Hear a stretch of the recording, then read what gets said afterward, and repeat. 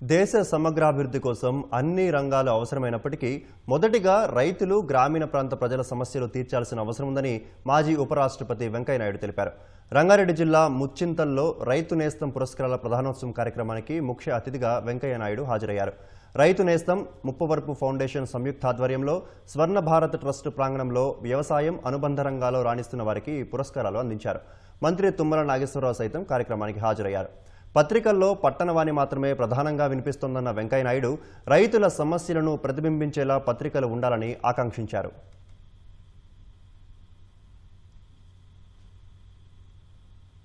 నేను ఏ పదవిలో ఉన్నప్పటికీ కూడా నా ఆలోచన దేశంతో పాటు వ్యవసాయం పైనే ఉంటుంది.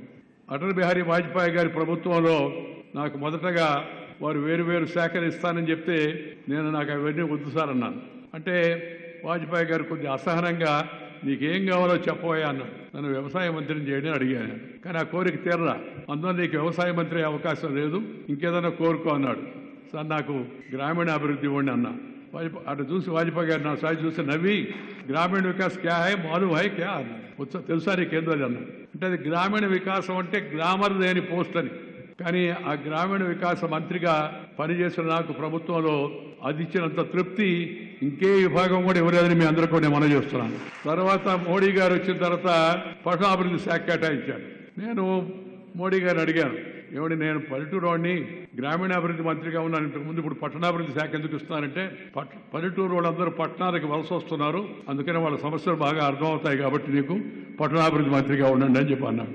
పట్టణాభివృద్ధిగా మంత్రిగా పనిచేశాను, పార్లమెంటరీ వ్యవహారాలు మంత్రిగా పనిచేశాను, కేంద్ర సమాచార ప్రసార శాఖ మంత్రిగా పనిచేశాను. ఆ తర్వాత మన గృహ నిర్మాణ శాఖ పంచాయతీరాజ్ శాఖ మంత్రిగా పనిచేశాను. వీటన్నింటిలో కల్లా బాగా నాకు తృప్తినిచ్చింది గ్రామీణ అభివృద్ధి మంత్రిత్వ శాఖ అని చెప్పని సందర్భంగా నేను మనం చేస్తాను. ప్రతి ఒక్కటి అవసరమే దేశం యొక్క సమగ్ర అభివృద్ధి కోసం. కానీ మొదటిగా గ్రామాల్లో నివసించే చేతివృత్తుల వాళ్ళు, రైతులు, వాళ్ళ సమస్యలను రాజకీయ నాయకులు ముందుగా అన్నిటికన్నా తెలుసుకోవాల్సి ఉంది, వాళ్ళని కలుసుకోవాల్సి ఉంది, విషయాలను అర్థం చేసుకోవాల్సి ఉంది. తద్వారా పరిపాలనలో వాటి యొక్క సమస్యలకు పరిష్కారాన్ని కనుక్కునే ప్రయత్నం చేయాల్సిన అవసరం ఉంది. అందుకని వ్యవసాయ మంత్రిగా వ్యవసాయం తెలిసిన మనుషులుగానే వస్తే ఇంకా మేలు జరుగుతుంది. మన తెలంగాణకు అదృష్టం ఒక రకంగా చెప్పాలంటే తుమ్మల నాగేశ్వరరావు గారు లాంటి యొక్క రైతు కుటుంబంలో పుట్టి రైతాంగ విషయాలు క్షుణ్ణంగా తెలిసిన వ్యక్తిని తెలంగాణ ప్రభుత్వం వారిని వ్యవసాయ శాఖ మంత్రిగా నియమించింది.